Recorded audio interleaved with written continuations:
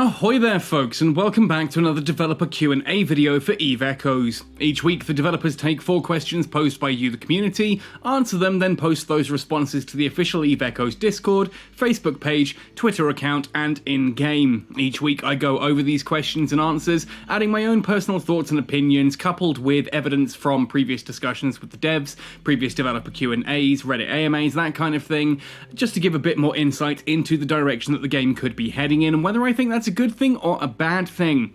Now, if you do have a question for the developers, make sure to go down into the description of this video. There is a link there. You can ask your own questions. Anyone who gets chosen wins a month of Basic Omega. And of course, if you do have some feedback on this particular video, drop down into the comment section. I'd love to hear your thoughts and opinions regarding this as well. Bit of an unusual one this week that's got some things that I just... There's a lot of meh in here, but some interesting stuff as well. So I think it's probably best that we just kind of, jump right in. So, question number 1 then. This is for the week of the 15th to 21st of November. Question 1. I was hoping y'all could do one of 2 things. Can we gain the ability to swap implants on the fly outside of stations? Oh boy, no! Or can y'all implement a warning before undocking that the implant doesn't match the ship type, similar to how we get a warning about no fuel before undocking? We do. The little pop-up notification that shows up randomly while docked doesn't help much. Thank you.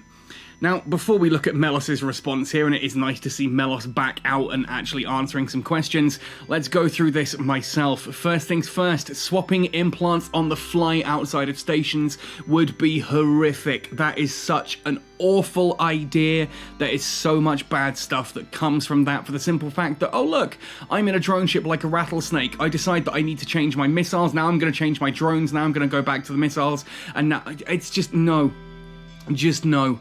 There is a reason that implants should be only changeable at a station, and it's the same reason that fittings should only be changeable at a station. It's the kind of thing you're supposed to think about before you undock, and if you have the ability to just change whatever you need to on the fly, then those decisions about what you're actually doing when you undock are meaningless, and it just removes those decisions from the game. And people talk about decisions in gaming all the time as a bad thing, but they're not. They are good things. If you don't have to make any decisions, a game becomes boring and stale. When you undock, you need to decide which implant it is that you want to use for the situation you intend to find yourself in. If you find yourself in another situation and you can't handle that because you're not set up for it, that's the point of the game. That's why glass cannon PvE fits suffer when someone jumps in on them. Because they've got nothing that they can do in PvP. They have built a fit purposefully around one very narrow thing, and anything outside of that very narrow thing just completely screws them over. That is a good thing. That is intentional design. It makes your fit actually have meaning and purpose to it. Changing implants on the fly would be just as bad as being able to change weapons on the fly. Deciding that, oh, actually, this guy's running away from me, wouldn't it be better if I could swap my autocannons for strike cannons all of a sudden? Or, oh, he's a little bit further out of range, let me just drop some things and put a large newt on instead and catch him that way. No, terrible freaking idea. I also want to point out how many people complained about the warning about undocking with the wrong implant. And now we've got someone sitting there saying, oh, it's horrid that the game doesn't give me enough warning. Again, I don't want to attack the person, rather the idea. And the idea of this is, please can you get the game to double check my working? And that's not Eve. Eve is about your decisions having consequences, and if you haven't double checked your working, then that's on you, not on the game. And this, I really disagree with that the game should be constantly putting up alerts saying, hey, have you checked this? Have you checked that? It's a simple point. The old thing of check your fit before you undock. I know better than anyone what it can be like to undock with small armor repairers fitted to a cruiser.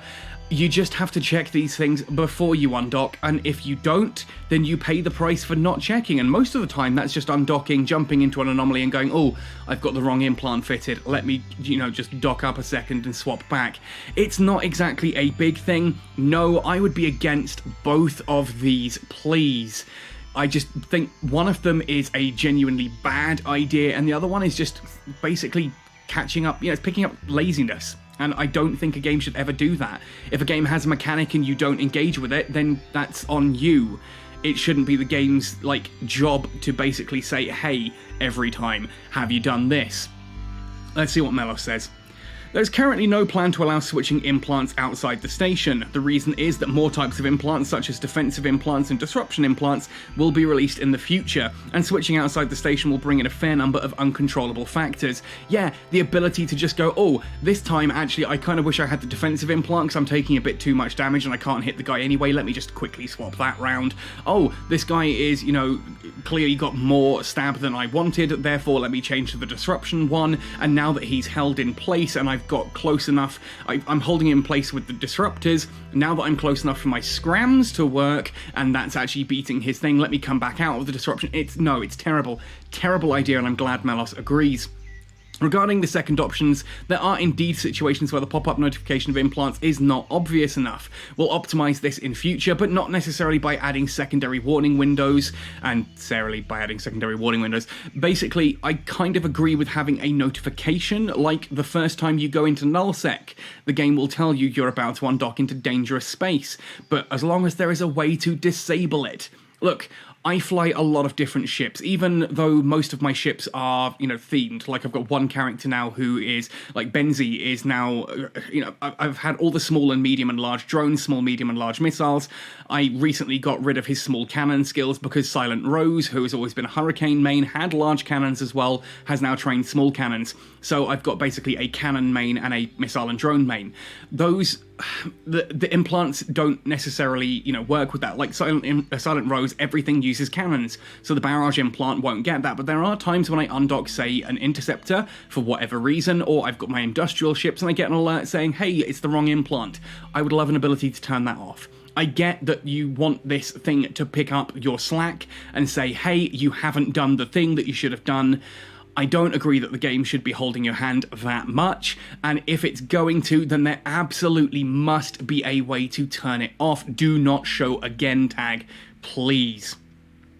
Question number 2. With the addition of Stargates, I'm assuming they mean Ansiblex here because obviously standard Stargates have been around since the start of the game, can we please get a few more personal and corporation bookmarks? Yeah, I'll be honest, I haven't filled up my own personal ones, and I think even in EVE Online where you can have so many, and I have filled up in the past, curating it is again part of the point. You don't need infinite bookmarks, that's a bad thing. Making players choose which bookmarks they actually want to hold on to and which ones they need to let go of is an important part of it. Learning to manage your bookmarks is an important part of it. Again, it comes back to that whole decision making. If you can just bookmark everything, then yeah, it kind of means there's no choice of whether you do or don't. I like the fact that you do have to choose whether you bookmark something because, oh, I don't have enough space for more bookmarks, therefore I need to delete some old ones if this is more important. I think that's a good thing because it adds choice and decision making to the game. That said, we probably could get a few more, and certainly here it's saying, personal and corporation bookmarks. Those are, getting a few more of those optimized in the near future. I see that as a good thing. And talking about optimizations, I realize I missed talking about something in the previous part here, which was defensive implants and disruption implants are on the way. This is interesting, because I'll be completely honest, defensive implants I'm kind of excited for. I think that's a cool idea. It means that, someone can decide to tank up more than anything else, useful if you are a Guardian, for example. Disruption implants, however, have me worried, because EVE Echoes is already heavily unbalanced when it comes to disruption. Because on one hand, you've got so much stability on some ships that it is physically impossible to tie them down outside of interdictor spheres, which when they're not in nullsec, you can't use anyway. But also because interceptors already have ridiculous range on disruptors as it is, and I don't think disruption is really something that needs buffing in that way. I kind of don't think disruption implants should be a thing, and that's going to be controversial, and yes, I do fly interdictors, and yes, I do fly interceptors, but I don't think that disruption implants should be a thing, because it's an already incredibly out of balance situation with two extremes and nothing in the middle, and there is physically no way that implants could make that better.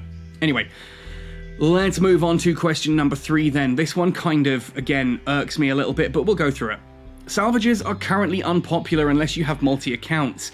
Please consider having anomaly loot to exist for at least 3 hours without the presence of a player nearby. No, the server load on that is absolutely ridiculous. The reason that they got it so that things despawn so quickly is because people were just leaving loot lying around, because even with like salvages, people just won't be bothered to go loot. Some people just can't be bothered to go loot. And if you're sitting that for around for 3 fricking hours, that's an intense server load. Bad, bad, bad idea. Again, I like the fact that people come up with suggestions. I think it's cool to have your voice heard, but people do need to think about their suggestions. Think about what this actually, you know, what kind of knock-on effects this could have, rather than just pulling a number out of your backside. Why 3 hours? Why not 4? Why not 1? Corporations can then share saved loot locations to fellow dedicated salvages to pick up loots when they come online within that duration. It's a great initiative to make salvaging a career amongst players. No. Okay, so look, I do a lot of salvage actually in EVE Online. I have a salvage thrasher that I use quite a lot. No. This idea that it's a great initiative to make salvaging a career amongst players, it still won't be a career amongst players because salvaging is such a half-assed thing in EVE Echoes. That's why it's not popular. Because why would you? If you're doing a brawl fit, then you're taking up a mid-slot to just auto-loot for you, and there are advantages to that. Especially if you have the skills. That's the second problem. Actually getting the auto-salvager skills are so impossibly difficult. In fact, they are almost impossible to get at this point. They need to be added just to the freaking skill book, as they should have done in the first place. That needs to happen. We need to have those actual salvaging skills added to the skill book so you can just buy them with ISK and train them with skill points like every other freaking skill in the game. The fact that that is not the case will always make salvages unpopular because there is such a ridiculous investment to actually get hold of them now.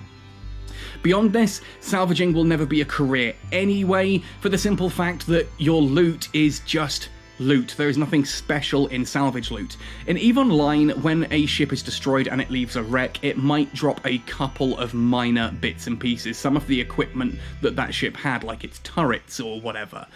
When you salvage, when you use a salvager in EVE Online, it's like mining. You sit there and you actually watch it cycle, sometimes a couple of times to successfully salvage. That's when you get things like debris, that's when you get things like the actual, what's the word I'm looking for, like rig materials and stuff like that. It's how you get those. It's loot exclusivity, which makes it worthwhile doing, and we do not have that in Echoes. So unless salvaging suddenly drops loot that is not available just by standard looting, then salvaging will never be an actual career. Finally, this idea that it's a great initiative to make salvaging a career amongst players, you know what, if you've got a corporation or an alliance and someone wants to be a salvager, ping them on Discord, message them in-game if they're online and just say, hey look, I'm doing some anomalies, once I'm done, do you want to just jump in and loot them? And at which point you just say, hey, I'm done in this anomaly, they jump in and they loot it. I did this for a long time with my Noctis. It is a viable way to make some ISK if people can't be bothered to loot. You wait until someone's cleared the anomaly so you're not stealing their ISK ticks, and then you just jump in and harvest it all up at the end, and then you sell that loot. It's a nice, it's possible in-game already. You don't need this idea of keeping anomaly loot around for an additional 3 hours of server-breaking game time. But hey, let's have a look at what Lance.dot says. Previously, we have greatly reduced loot duration because there were a large number of unpicked loots in systems which caused excessive pressure on the server and lag in the local and adjacent systems. Yeah. Thank you for your suggestion. We'll optimize this in the future. The initial idea is to add a judgment of security level so we can extend the loot duration in nullsec. No, there is no need, Lance.dot. There is genuinely no need for this. You don't need to extend the loot duration. Most of us who want the loot can harvest it up just fine in this time. If you're going to do anything with salvaging, give us the skills now. People who paid for them, they've had them for so long that I don't think they'll mind that, oh, hey, you can just buy them from the skill book now. That's awesome. Make salvageable, make salvage skills just something that everyone can get, and yeah, you'll find that people are actually doing it. Better yet, make the salvage skill something that anyone can easily get hold of directly through the skill book, then also make it so that certain loot only drops from salvage. That would just make salvage something worthwhile doing, and some players would happily just not PvE and follow along in other people's shadow, looting up after them. That's how you make salvage a career. Question number 4 then. While docked, can we please have a single button to transfer items from ship to your item hanger? Look, I'm not against this completely. I don't think that this is necessarily game-breaking, but again, it shows that mindset of please don't make me do 3 button presses. Don't make me go select all, move, and then move to. 3 taps every time you dock, people. That's all it asks for here. You just want 1 button to auto under. Oh my god. How lazy do you have to be? Like, seriously, just go play an idle game at this point. I'm so sick of this kind of, oh, just, you know, can you make the game play itself for me? If you don't want to play the game, don't play it. Seriously, it's that simple. If honestly pressing 3 taps is too much for you, 3 taps. 3! That's it, just 3. Anyway, thanks for your suggestion, says Paulin. We'll add similar functions to the game. We believe this optimization can provide convenience for many capsuleers. Of course it would. Screw adding actual balance to the game. Screw adding new small ship content. Any of this kind of stuff doesn't matter at all. We're just going to give you buttons that play the game for you at this rate. Because, let's be honest, once everyone's in capital ships, the game kind of does play itself anyway. And it comes all down to just, oh hey, I'm flying a capital and you're flying a capital. I've got a carrier and a dreadnought. That means my carrier can handle any subcaps. My dreadnought can handle any other capitals. And if it's a dreadnought versus dreadnought fight, then it's whoever paid most for their implant and their nanocore wins. So yeah, by the time we're all flying around in capital ships, the game comes completely pay to win. So yeah. Ultimately, make everything super easy so that there's nothing getting in the way between you paying netties. That's what this comes down to at this point, and I'm getting so tired of this. I am getting so tired of this whole concept of, hey, please can you just make the game ridiculously easy for me? I don't want to have to think about, like, you know, actually, do I have the right implant? Why can't I just dock up and the ship... Why can't the ship already come with pre-installed fittings and I just choose which one I want? Why can't I change fitting when undocked? Why can't I change my implant when undocked? Why does the game, you know, require me to actually think and do these things? That's the direction we're going in with these questions. And I'm sorry, people go into the comment section and go, oh, Benzie, you're always complaining about the community. No, I'm not. I'm complaining about a small subset of the community that is just loud and the devs are listening to that subset. They are people who just don't want to play the game, who want the game to play itself. And the rest of us who want a meaningful experience with this game are just sitting there watching more and more and more of this get automated. Most of the comments on that video about the bot, which NetEase did turn around and say, yes, completely illegal. If you can prove to us that people are using this bot, it is a bannable offense. People going, oh, no, I think it's just really clever of them that they've automated the game like this. Yeah, cool, so scouts don't have to exist anymore. If you want to be a scout in the game, why would you? Because there's a bot that can do it. If you want to be a salvager, just